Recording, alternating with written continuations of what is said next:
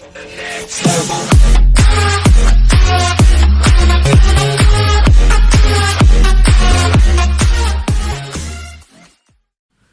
वालेकुम व्यूवर्स, आइए chemistry academy में आप सबको वेलकम। व्यूवर्स, आज जो हम टॉपिक पढ़ेंगे वो है properties of liquid state. Viewers, हम पहले वेपोरेशन डिस्कस कर चुके हैं, फिर वेपर प्रेशर डिस्कस कर चुके हैं। अगर आपने उन दोनों वीडियोस को वॉच करना हो तो उनका लिंक आपको इस वीडियो के डिस्क्रिप्शन में मिल जाएगा। आज जो हम प्रॉपर्टी डिस्कस करेंगे वो है boiling point of a liquid. इस प्रॉपर्टी को हम डिफाइन कैसे करते हैं? हम कहते हैं the temperature at which vapour pressure of a liquid becomes equal to external pressure और एटमॉस्फेरिक प्रेशर। व्यूअर्स, अगर इसको हम डायग्रामेटिकली देखना चाहें तो फर्ज करिए हमारे पास एक बर्तन है, इसके अंदर हमने ये लिक्विड लिया और ये लिक्विड के मॉलिक्यूल्स। अब हम इस लिक्विड को हीट करते हैं।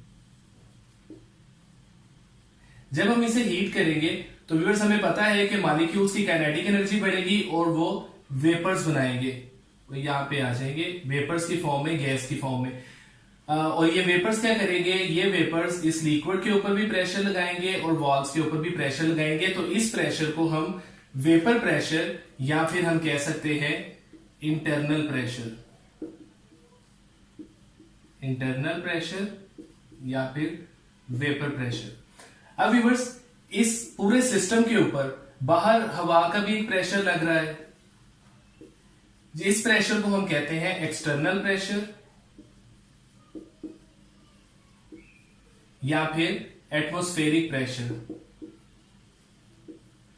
अब व्यूअर्स होगा क्या? हम इसी तरह हीट करते रहेंगे, इंटरनल प्रेशर भी डेवलप होगा, वेपर प्रेशर और एक्सटर्नल प्रेशर भी लग रहा है।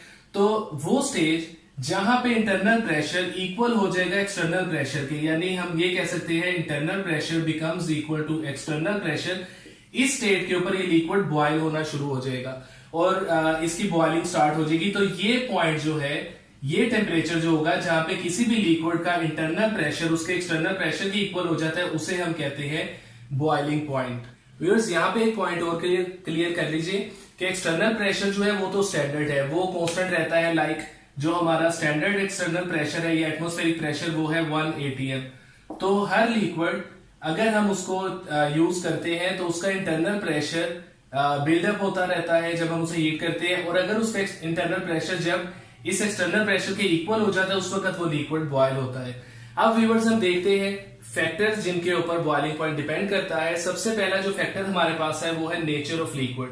नेचर ऑफ लिक्विड में लिक्विड्स दो टाइप के हम उन्हें क्लासिफाई कर सकते हैं, पोलर लिक्विड्स लाइक वाटर और non polar liquids like organic solvents.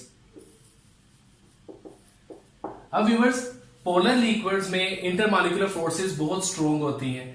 Intermolecular forces strong होने की वजह से उनकी इवेपोरेशन कम होती है, यानी वो कम वेपर्स बनाते हैं और उनका इंटरनल प्रेशर कम बनता है, और इसलिए हमें उन्हें ज्यादा हीट करना पड़ता है ताकि उनका इंटरनल प्रेशर ज्यादा बिल्डअप हो और वो एक्सटर्नल प्रेशर के इक्वल हो। तो हम कह सकते हैं कि जो पोलर लिक्विड्स हैं उनका जो बॉइलिंग पॉइंट है वो इनवर्स होता है। मिसाल के तौर पे, यानी पोलर लिक्विड्स के बॉइलिंग पॉइंट हाई होंगे, आपको उन्हें ज्यादा हीट देनी पड़ेगी ताकि ज्यादा इवेपोरेशन हो, इंटरनल प्रेशर ज्यादा बने और वो फिर एक्सटर्नल प्रेशर के इक्वल है।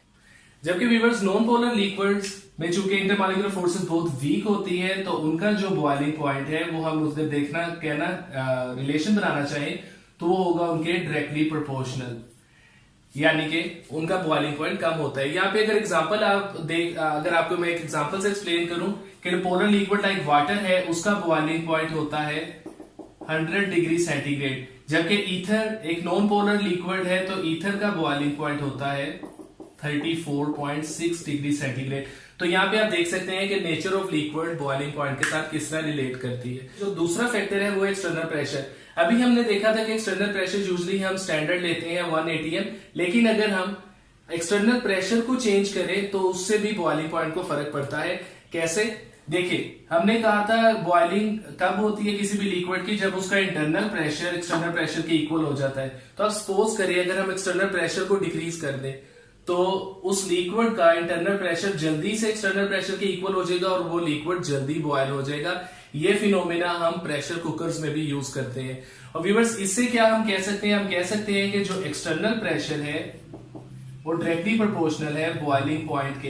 यानी अगर आप एक्सटर्नल प्रेशर कम कर देंगे तो उस लिक्विड का बॉइलिंग पॉइंट भी कम हो जाएगा, और अगर आप एक्सटर्नल प्रेशर बढ़ा देंगे तो उस लिक्विड का बॉइलिंग पॉइंट भी बढ़ जाएगा। इसकी एक एग्जांपल इस तरह भी है कि हम जैसे नॉर्मल घरों में वाटर को जब बॉईल करते हैं तो उसका बॉइलिंग पॉइंट 100 डिग्री सेंटीग्रेड होता है, लेकिन अगर आप हिली एरियाज पे वाटर को बॉईल करें तो उसका बॉइलिंग पॉइंट, चूंकि उधर एक्सटर्नल प्रेशर कम है, हवा का प्रेशर कम है, तो उसका बॉइलिंग पॉइंट भी डिक्रीज होके ऑलमोस्ट 69-70 डिग्री रह जाता है। तो व्यूअर्स, इस तरह से हम एक्सटर्नल प्रेशर को भी यूज करते हुए किसी चीज के बॉइलिंग पॉइंट को कंट्रोल कर सकते हैं। व्यूअर्स, आई होप कि आपको आज के लेक्चर में बॉइलिंग पॉइंट और उसके फैक्टर समझ आ गए होंगे। अगर आपको फिर भी कोई क्वेश्चन या कंफ्यूजन हो तो आप हमें ऑनलाइन कमेंट्स में पूछ सकते हैं। मेरी आपसे रिक्वेस्ट है कि आप हमारे चैनल को जरूर सब्सक्राइब करें और हमारे वीडियोस को वॉच, लाइक एंड शेयर कीजिए, ताकि हम इसी तरह न्यू लेक्चर्स के साथ आपके सामने हाजिर होते रहे। अल्लाह हाफिज।